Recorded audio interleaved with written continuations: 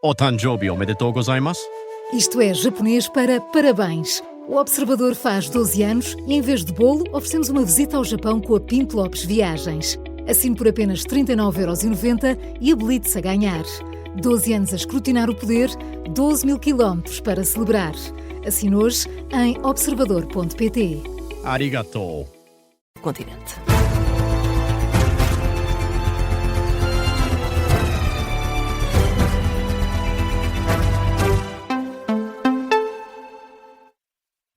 Jornal das 9 com a edição da Diana Rosa. E Diana, Luís Montenegro defende uma suspensão parcial do acordo com Israel. Uma decisão a tomar no âmbito da União Europeia. Depois de Ben-Gvir, ministro israelita da Segurança Nacional, ter colocado um vídeo com os ativistas da flotilha humanitária a serem maltratados por Israel, o primeiro-ministro português fala numa situação inaceitável. A situação é uma situação absolutamente inaceitável relativamente às discussões que temos no âmbito da União Europeia.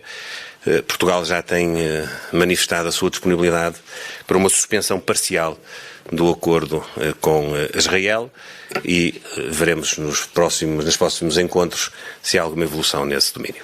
Declarações de Luís Montenegro captadas em Andorra pela RTP. Antes, também Paulo Rangel, ministro dos Negócios Estrangeiros, classifica como intolerável e humilhante o comportamento do ministro israelita Ben-Gvir, além de ser uma violação da dignidade humana. O vídeo em causa mostra os ativistas ajoelhados, com as mãos amarradas, depois de terem sido interceptados em águas internacionais. E o secretário de Estado das Comunidades garante que o governo português está a fazer o possível para trazer os cidadãos portugueses de volta à casa. Emílio Sousa explica os próximos passos. Estamos a tentar, mas neste momento só é permitido falar com eles os advogados da própria flotilha, e logo que seja possível, e nós estamos perfeitamente a acompanhar isso, iremos falar com eles e tentar trazê-los para Portugal.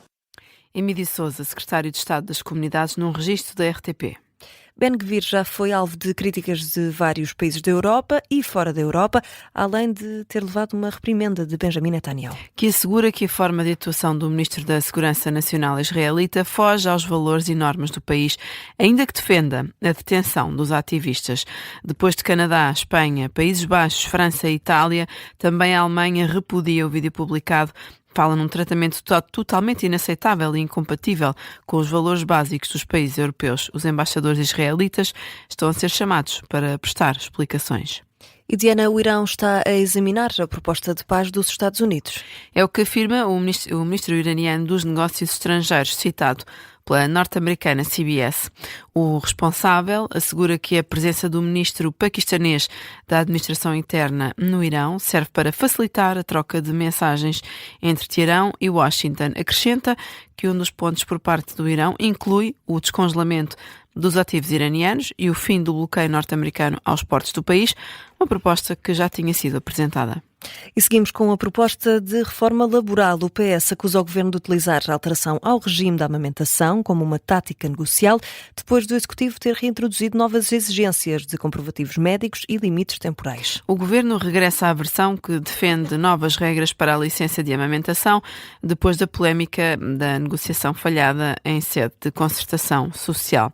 O governo quer exigir atestado médico quando o acesso à licença é pedido pela primeira vez e depois uma nova declaração a cada 6 meses que comprove que a mulher ainda está a amamentar. No explicador da tarde política, Miguel Cabrita, deputado do PS, diz que o governo voltou à estaca zero. O governo mostra radicalismo e inflexibilidade, volta ao princípio a uma questão em que sabe que todos os partidos se pronunciaram contra e faz aqui uma espécie de simulacro de negociação, no sentido em que o governo no fundo está a fazer é radicalizar, voltar ao princípio para ter mais moedas de troca para poder na Assembleia da República fingir uma negociação e fingir cedências. Do outro lado, Carla Barros, deputada social-democrata, reitera que as alterações previstas no regime têm como objetivo torná-lo mais claro e com mais rigor. Durante este período de discussão pública destes 9 meses e na concertação social, não foi nenhum tema que os representantes dos trabalhadores tivessem levantado. Nunca houve nenhuma questão sobre isso. Mas não houve alguma abertura por parte da Ministra sobre este tema? Para rever? O tema esteve em cima da mesa, nunca foi questionado nem contrariado por parte dos representantes dos trabalhadores, portanto que estavam focados certamente noutros temas, e porque também reconhecem a necessidade que há de nós melhorarmos isto. A deputada Carla Barros, do PSD, ouvida no Explicador, sublinha que não está em causa nenhum corte de direitos. E o secretário-geral do Partido Comunista garante que o pacote laboral está rejeitado por quem trabalha e apela à mobilização de todos na greve do dia 3 de junho. Paulo Raimundo falou esta noite para centenas de pessoas na Rua de Santa Catarina, no Porto, num desfile do PCP. Aos jornalistas explica que o governo não esperava tanta resistência e que ainda é possível uma queda do pacote laboral. O grande patronato e o governo pensavam que tinha uma passadeira vermelha. A greve geral de 11 de dezembro travou-lhes o passo. E, portanto, deu-lhes um abano muito grande. Não derrotou, mas rejeitou profundamente. Está rejeitado. O pacote laboral está rejeitado por quem trabalha, não há nenhuma dúvida sobre isso.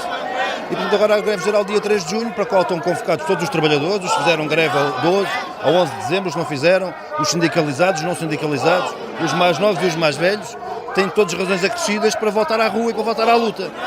O secretário-geral do PCP lembra que uma eventual aprovação do pacote laboral não é um esforço único do governo, mas antes uma união de esforços do PSD, CDS, Iniciativa Liberal e Chega. E em dia de greve da agência Lusa, o PSD rejeita as acusações de querer controlar os jornalistas. Greve e manifestação em frente ao Parlamento. Os deputados discutem uma proposta do PS para alterar o regime de funcionamento da Lusa, tornando-o parecido com a RTP, ou seja, com a escolha de um presidente através de um Conselho Geral independente. Mas o PSD rejeita as acusações de querer controlar a agência, com o deputado João Antunes dos Santos a vincar que não há nenhum objetivo escondido por trás da mudança dos estatutos. Para que fiquem descansados quanto àquilo que são as intenções deste governo. Este governo não quer governamentalizar a agência Lusa, este governo não quer pressionar a agência Lusa, este governo não quer fazer nenhum tipo de atentado democrático à agência Lusa, nem tampouco ao país. É pelo menos o que diz João Antunes dos Santos num debate esta tarde no Parlamento. À porta do Palácio de São Bento, os jornalistas da agência Lusa manifestaram-se contra a alteração aos estatutos da agência implementada pelo Ministério de António Leitão Amaro. Diana, vamos também atualizar as notícias do âmbito local. E começamos, Filipa, por Leiria. O autarca Gonçalo Lopes vai ser recandidato à presidência da Federação Distrital de Leiria, do Partido Socialista. O atual presidente da Câmara Municipal tem sido uma das vozes mais críticas quanto ao apoio do governo às regiões mais afetadas pelas tempestades do início deste ano. As eleições para a Distrital de Leiria acontecem daqui a um mês. No Porto, o processo de reabilitação da escola secundária Alexandre Herculano está totalmente concluído.